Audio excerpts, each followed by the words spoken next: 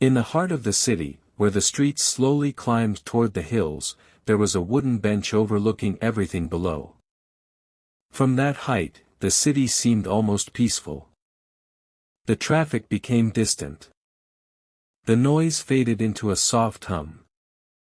And every morning, before the world fully woke up, a boy sat there alone. His name was Noah. He was 10 years old. Most children his age spent their mornings glued to a phone screen or rushing to school at the last possible minute. But Noah had a habit that puzzled everyone who knew him. Every morning, he came to the bench with a small notebook tucked beneath his arm. And every morning, he waited for strangers. Not because he was lonely. Not because he was lost. But because he had a question. One simple question. A question he asked every person who sat beside him. The first person to answer was a fisherman. An old man with weathered hands and a face shaped by decades of sun and wind. He sat down heavily, stretching his tired legs toward the city below. Noah waited politely. Then he asked, "What's the best lesson life has ever taught you?" The fisherman laughed. Not because the question was strange, but because nobody had asked him something like that in years. He looked at the horizon for a moment before answering. Never waste time being angry. Noah wrote it down immediately. Every word. Carefully. As if it mattered. Because to him, it did. The next day, a nurse sat beside him. She had just finished a long night shift. Dark circles rested beneath her eyes. She looked exhausted. Yet when Noah asked his question, she smiled. The best lesson? She thought for a moment. Then said, "People remember kindness longer than success." Soon, the notebook began to fill. Story after story. Lesson after lesson. A retired teacher told him. Never stop learning. A baker told him.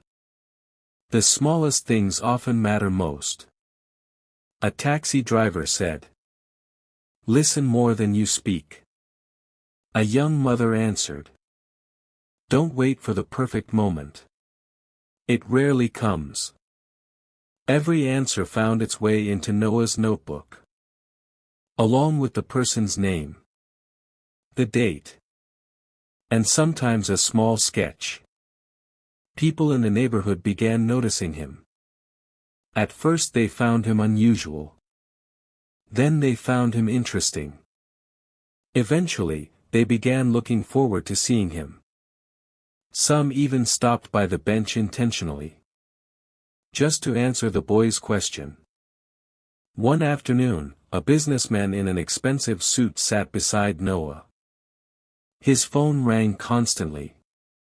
His watch probably cost more than Noah's family's car. When Noah asked his question, the man became quiet.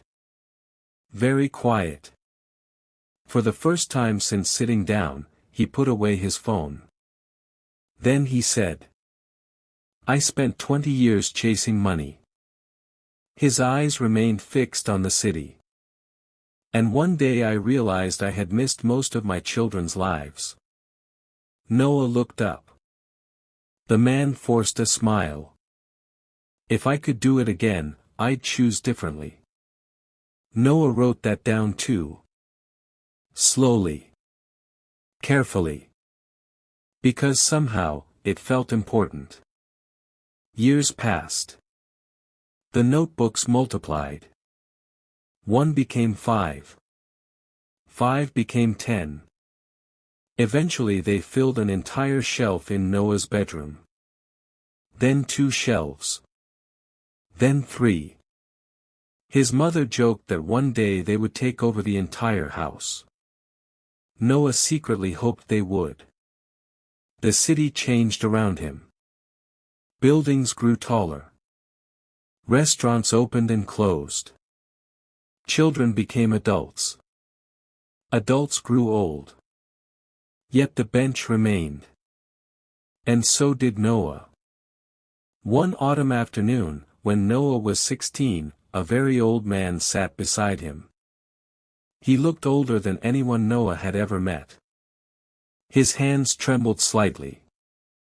His hair was white. His movements slow. Yet his eyes remained bright. Noah asked the familiar question. The same one he had asked hundreds of times before. What's the best lesson life has ever taught you?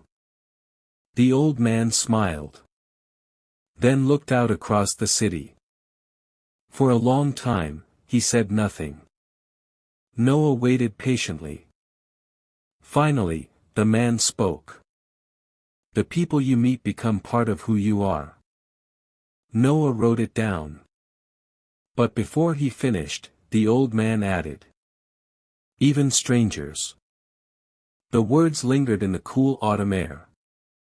And for reasons Noah couldn't explain, they stayed with him long after the conversation ended. Years later, after college. After jobs. After disappointments. After victories. After life had finally taught him some lessons of his own. Noah returned to the bench. Only this time, he wasn't carrying a notebook. He was carrying a book. A real one. Bound in hard cover. Published. Finished. At last. On the front cover were 6 simple words. Things people told me on a bench. And inside its pages lived hundreds of voices. Hundreds of strangers. Hundreds of lessons. Collected one conversation at a time. The book traveled farther than Noah ever had. Across countries. Across oceans. Into the hands of people he would never meet. People who laughed. Cried. And saw pieces of themselves in its pages. One morning, years later, Noah returned to the bench once more. The city looked different now. Yet somehow exactly the same. He sat down. Opened his book.